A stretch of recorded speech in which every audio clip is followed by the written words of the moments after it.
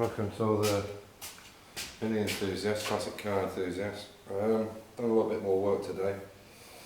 I just wanted to, there's a couple of things I found out on this door, getting these windows out, a little technique.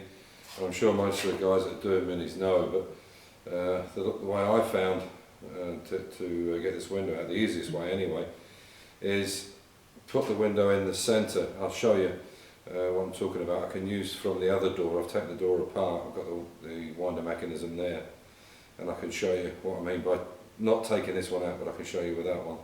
But this is a little kit. There's about 6 or 7 pieces with this. This is actually for interiors, and it's very handy for pulling up your door cards.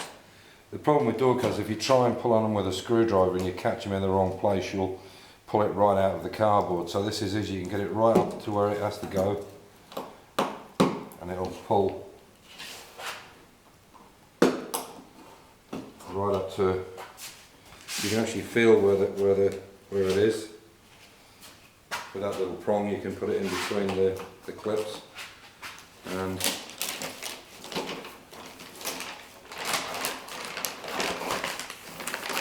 there it is. So what I'll do, I'll pick the camera up and I'll show you what I'm talking about with this winder mechanism, and how easy it is to get this door out. I've got to do the doors because they need sandblasting, and because the door skins are good but they're bad on the bottom, I'm going to end up lead loading them, which I'll show you in a later video. I've put the step on the side. I haven't done any lead loading yet, but I've got it basically tacked in place, and I'll show you that as well. So if you're doing these doors, the company that makes these is a German outfit. They're called SW Stahl, but I'm sure you can get them anywhere. They're all different types.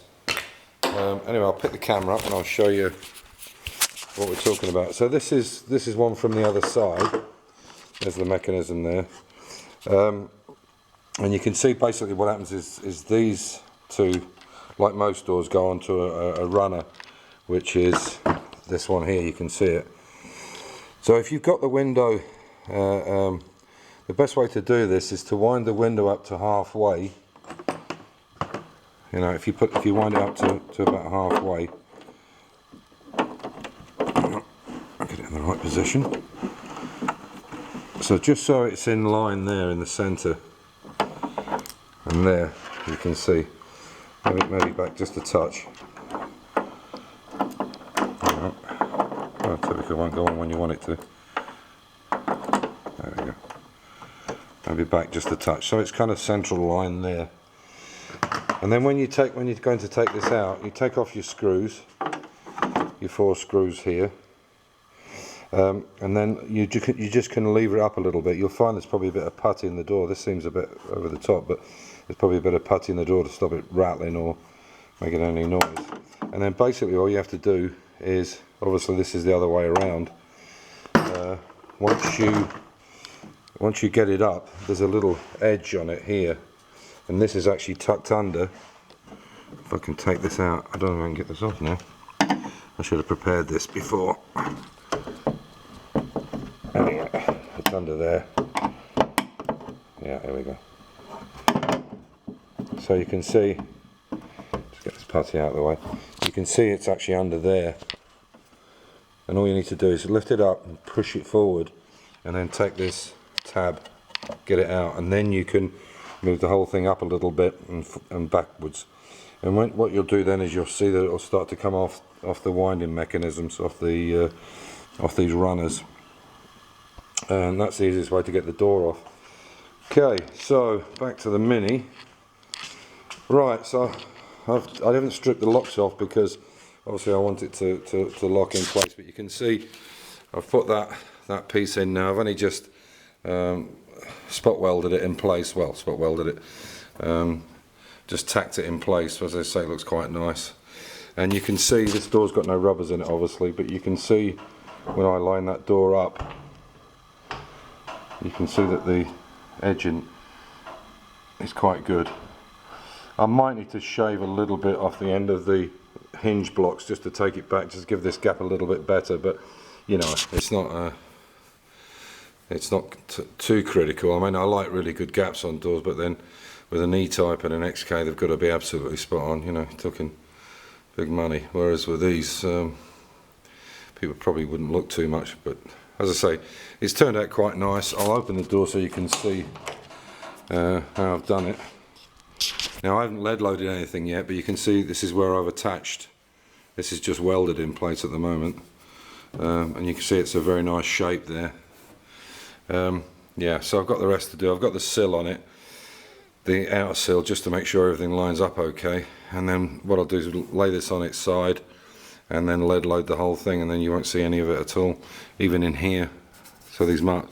The only thing difference with the original step and this is the Magnum step. I called Mini Spares this morning. Unfortunately, they don't do a heritage step. Well, they do. What they do is they do a step and the A-pillar up in the corner, or you have to buy the whole rear quarter panel, which is a heritage piece, and that's a lot of work to take that off. There's a guy called Matt Green that's doing a jet black, I think it is, and he's just put one of these on. Very good videos. He's really quick.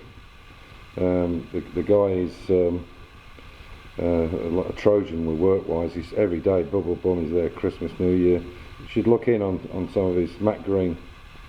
Yeah, so as I say, now what I can do is you can see that's completely flush there now. So I'll lead load all that, but obviously at the end I won't do it now. I'll just get it welded in place, and yeah. And as I say, you can. That's on the second click. You can see that's in a bit too far. You can see that's in a bit too far, but the seals tend to hold it out a little bit more anyway. But it's a nice shape. The shape's good. So, yeah. So you can get this rear quarter panel. You can get this step, including the A-pillar, but you cannot get this repair panel on the bottom and the step. Only Magnum do it, or other people do it, but they don't do a heritage one. I guess because the panel is so big, they want the, you know, it's not worth their while doing it for a little step. But even those steps are 40 quid, and the whole thing for the corner is 83, so it's double the money, but with a better profile. So what I did was I put it through the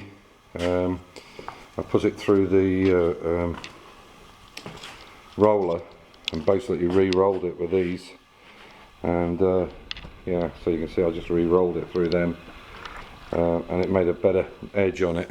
So yeah, so that's what we're up to, and now I'll start getting all the other bits fitted on. The obviously internally now I need to put on the jacking point, and that's not in there at the moment, so I'll mark that, put that jacking point on. Not that anybody ever uses them, but I want it back original. So, and then we'll go from there. A few little dips here and there which I need to sort out.